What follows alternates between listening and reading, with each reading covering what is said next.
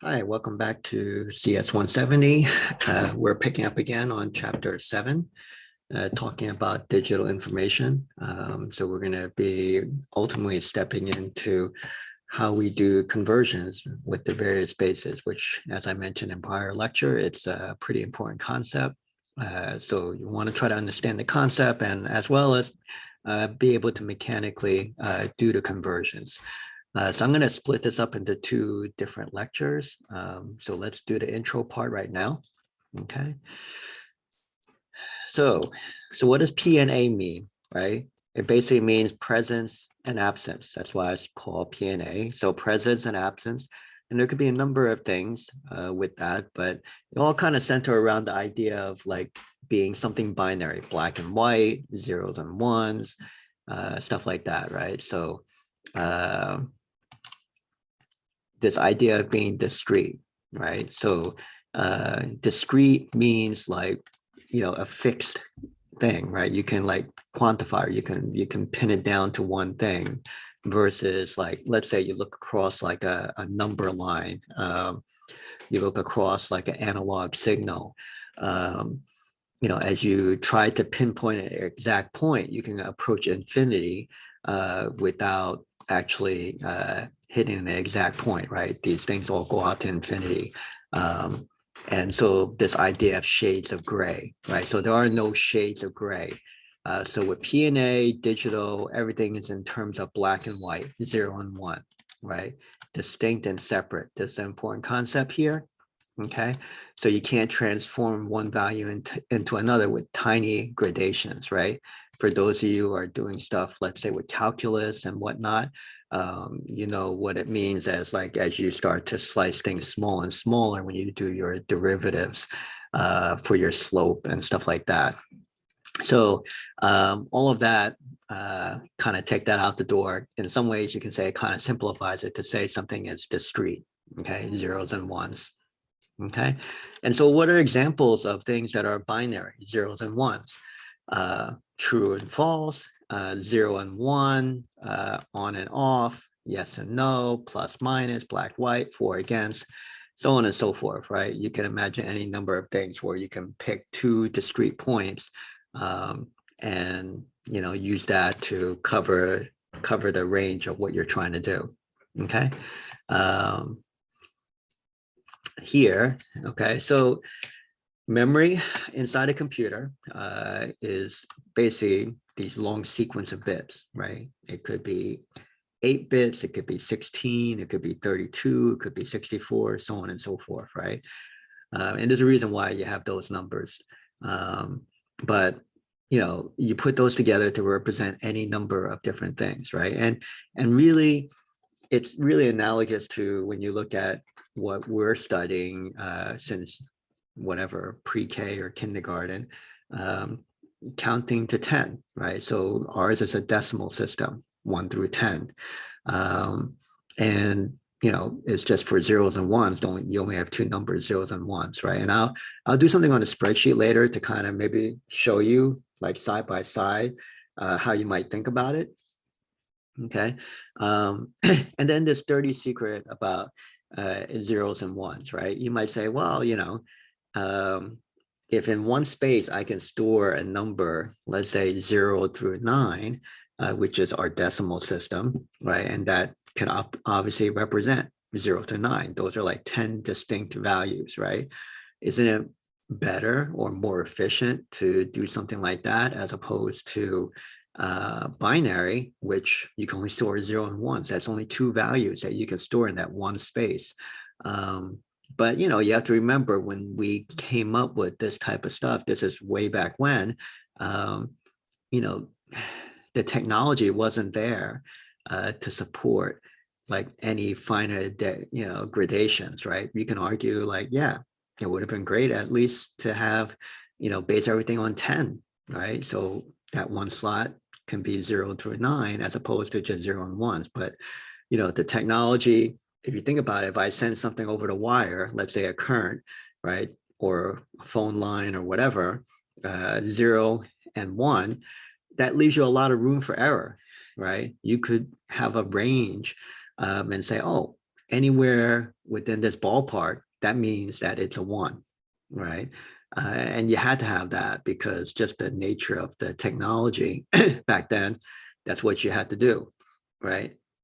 If there was such thing as having like 10 discrete points on a wire that you can send over, then you could argue that, we didn't have to worry about doing things in base 2. We could have done things in base 10, right? It would have been easier for people, probably.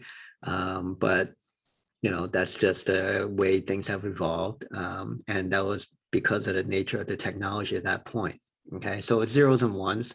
And that leaves you a lot of room for error, right? So if you have something coming over the wire, electric, right? And you have something that's kind of like in the range, right? It could be like, let's say for the sake of argument, like 1.5 or something like that, 0.7, 0.8. We'll say, yeah, that's close enough to 1, right? So that's 1, right? And then 0.3, right? 0.4.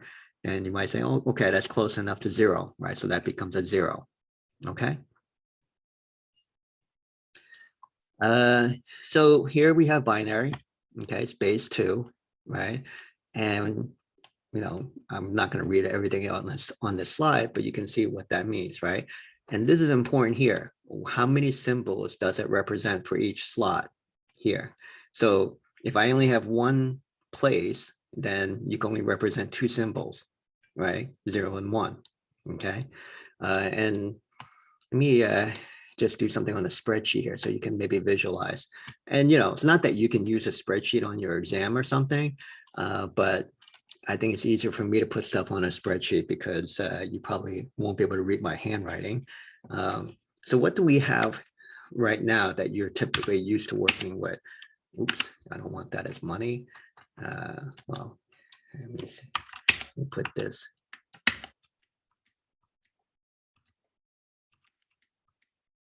Okay, and I'm not going to have this as money. I'm going to have this as just a number and like that. So this is decimal. Binary is 0 or 1, okay? So let's say I have 3 digits, right?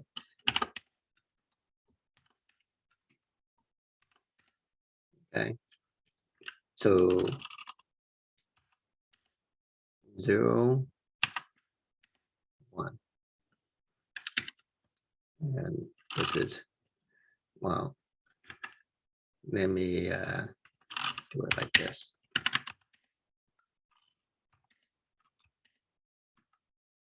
Okay, and then so what's the next digit here, right?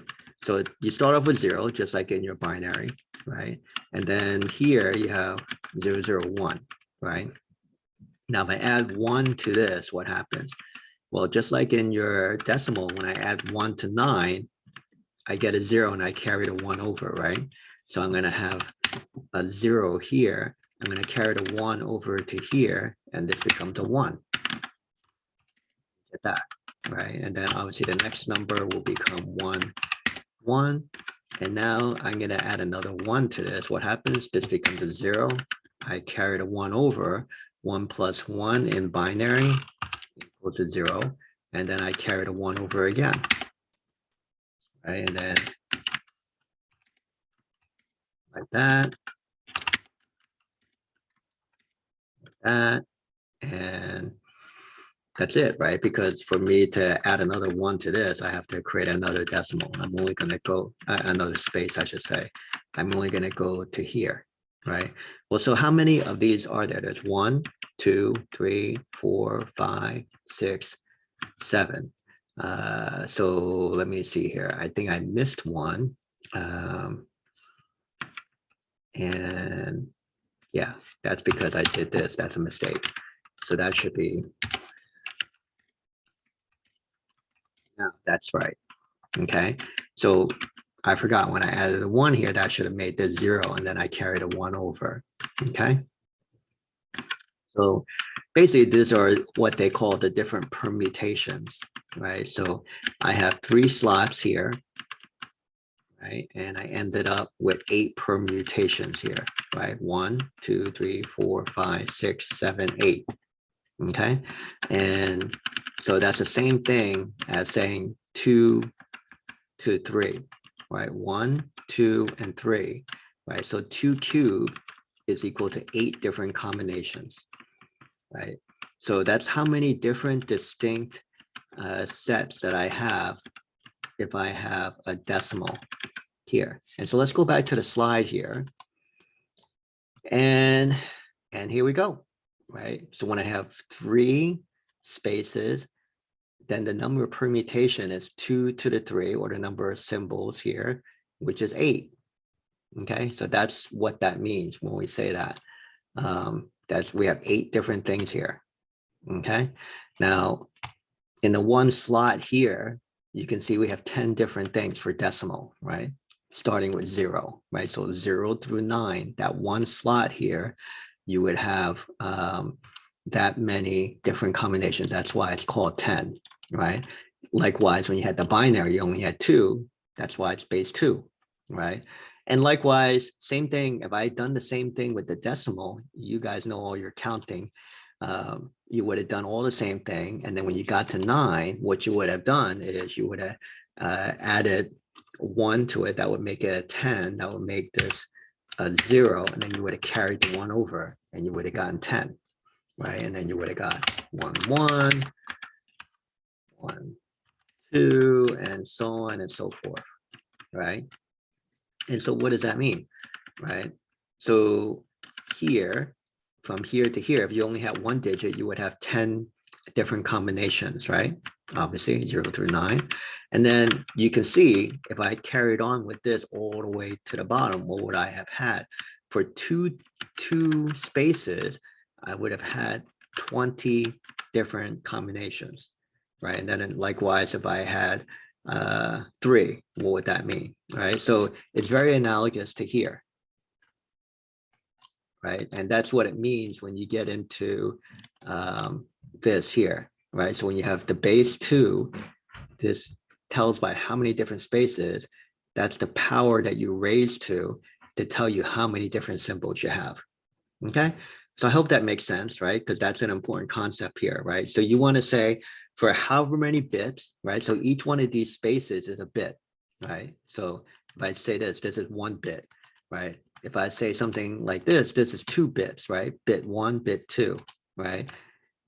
And this is 3 bits, 1, 2, 3, right? And then you say, well, if I have 3 bits, right, then how many different words or symbols can I represent? And it would be 2 to the 3rd. It would be 8 different symbols I can represent, right?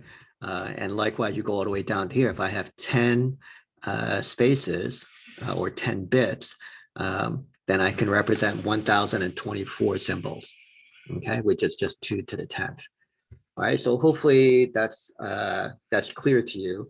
This is kind of an important concept to figure out, like, for how much space, how many bits do you have, how much information can you store, essentially, okay, or how much information can you represent, okay? Okay. So I'm going to pause here and just kind of say, okay, this lecture is about binary. And then I'm going to cut another video shortly, which will step into hex. Okay, so I'm going to stop this for now.